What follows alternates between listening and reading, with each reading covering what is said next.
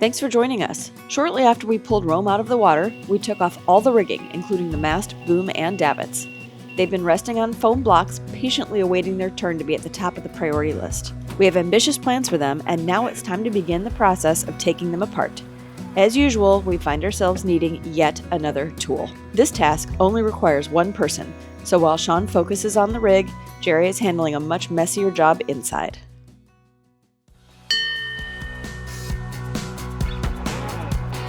I'm Geri. And I'm Shawn. Come along on our real-life adventures as we explore the world and boat life on our sailing catamaran Rome. Now let's jump back into the episode and see what's going on.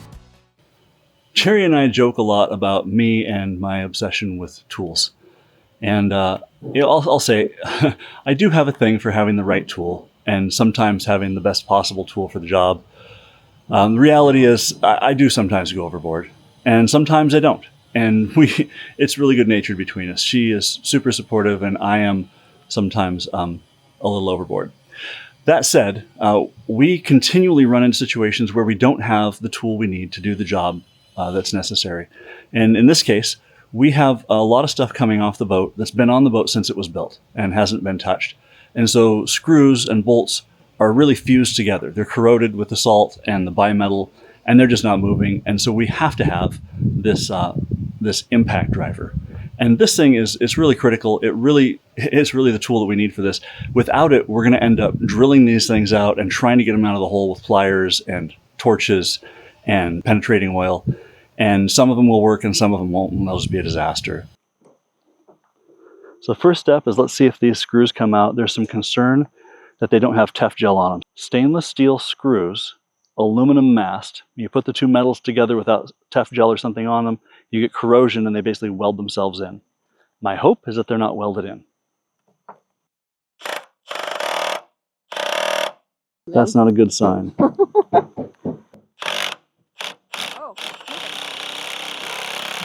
They just needed a little more oomph.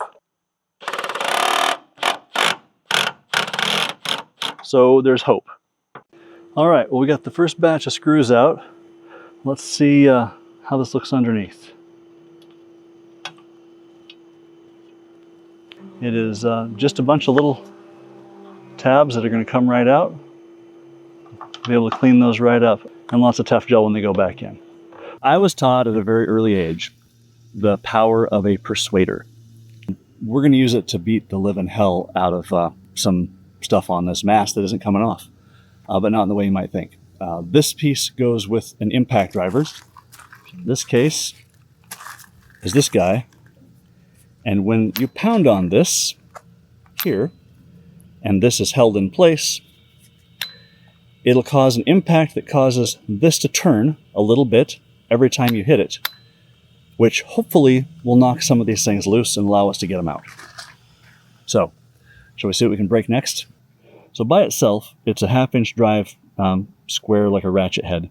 It's got this great adapter, and that's hardened steel, and these little bits. And this is what I worry about breaking the most, is these guys. I have no idea how well that's going to hold up because we're going to hit it pretty hard. This guy goes in here, and now we've got a tool.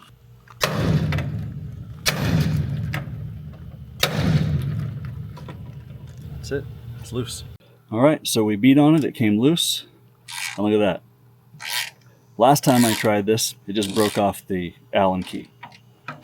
So we got a win. So it didn't take long. I got 6 screws loose with this before it broke. I got a lot more screws to go. And I got one more of these. So I have not got a lot of faith that I'm going to get through all the screws. There's an air conditioner running. Sorry about the noise, but I'm not turning it off because it's so hot. So we cleaned all of the hoses and all of the mechanical stuff out of these compartments in the floor here in the galley. So now we're going to clean it up.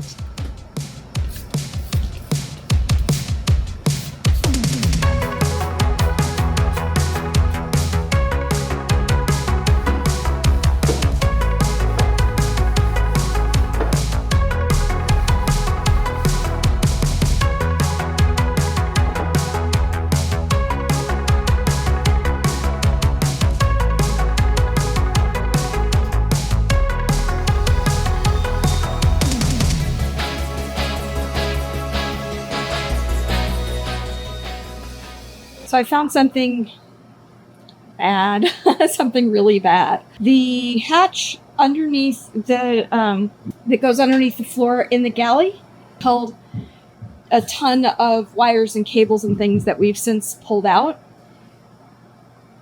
But it should be dry, and it's not. It has salt water in it, or at least it has salt crystals in it, and a bunch of mucky water in a low spot that has nowhere to go. It's just like a layer of grime. The layer of grime I can get. It's in the galley. There's all kinds of stuff being tracked in.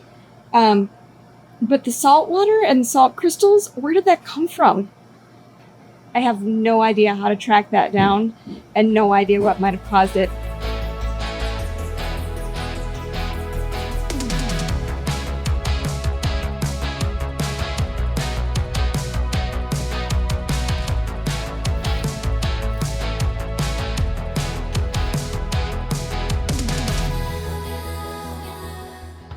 Well, now that I've sprayed it, I have absolutely no idea how I'm going to get my arms in there deep enough to wipe it out.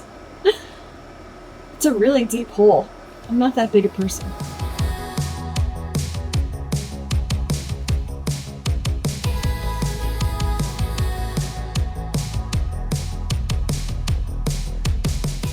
It looks pretty good in there. Maybe as good as it's going to get. I feel like on the cleaning process, we're making some pretty good progress. I've been digging in the holes underneath the cabin sole to clean. A lot of it had salt in places I never would have expected salt, so that's not good. I don't know where it came from. I've gotten most of the holes pretty clean. After this, I think clean out the compartment where the batteries are going to go. Those are pretty nasty too. But it's got to get done because, quite frankly, I am ready to start doing something to put this place back together rather than continuing to just tear apart and clean. I feel like we've been doing this for ages and I'm over it. It's time to make some progress in the other direction, I think. And more stuff to take apart. Today I'm getting into our davits and starting to work on taking the pieces off of them and getting them stripped down, ready to repaint, do some welding on them. And then we'll end up replacing a bunch of the parts with new so that when they come back together, they're in great shape. All right, well, let's see how the bolts are on this cleat. These are not budging. So we use a percussion adjustment. Sometimes when the threads are seized up, just a sharp impact will break the corrosion loose and allow those to come out. And we do that with our good friends, the Persuader. And so I'm just going to put this guy right on the top here and just smack it.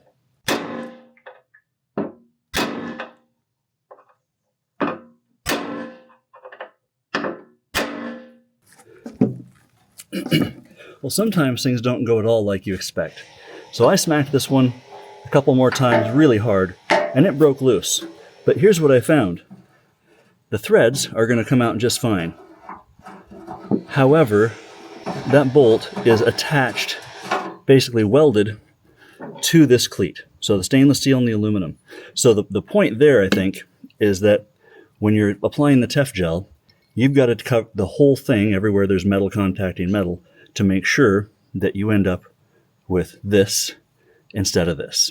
We'll be replacing the cleat, the hardware. Good forward progress. I'll take it.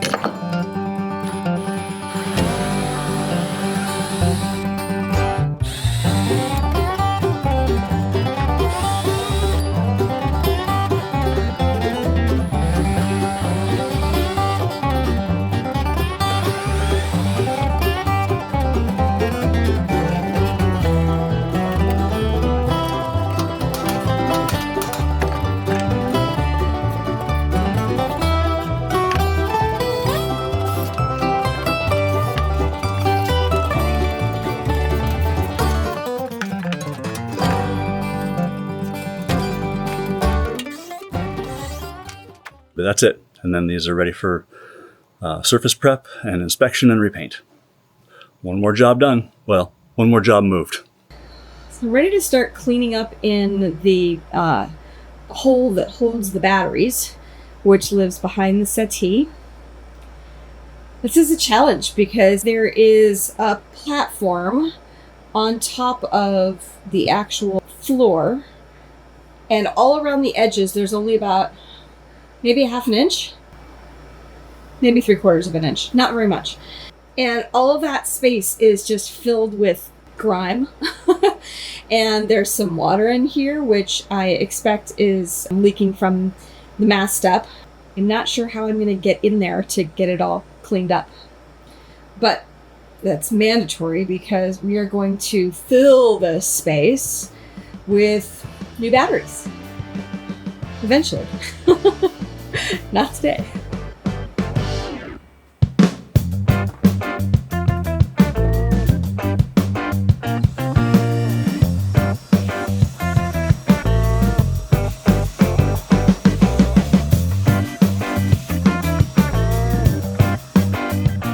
Started cleaning up in the hole that is the battery compartment a few days ago, I guess. And it turns out there was just so much water and stuff trapped underneath the boards that were secured to the floor to make everything level. They were designed to hold batteries. So Shawn decided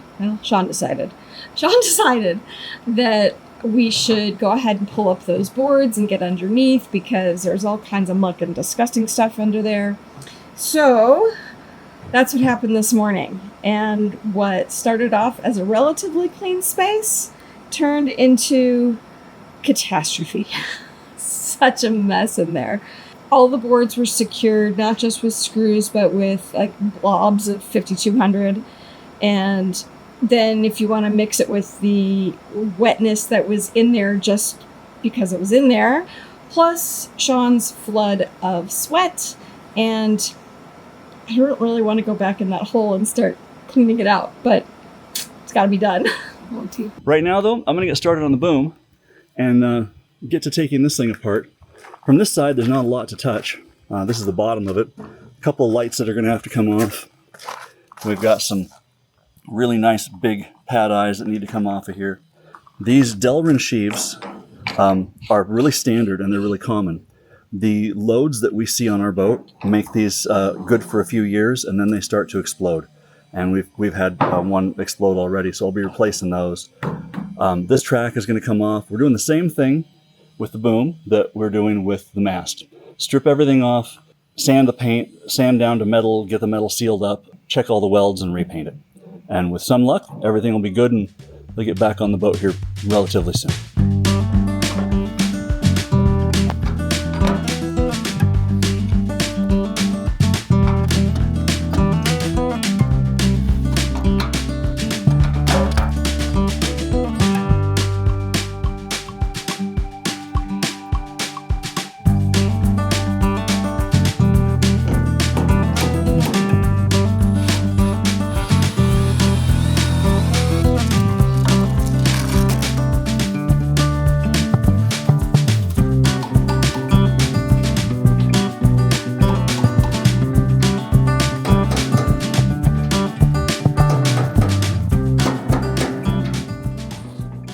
After weeks of effort, we've successfully taken off all the hardware from the mast, boom, and davits.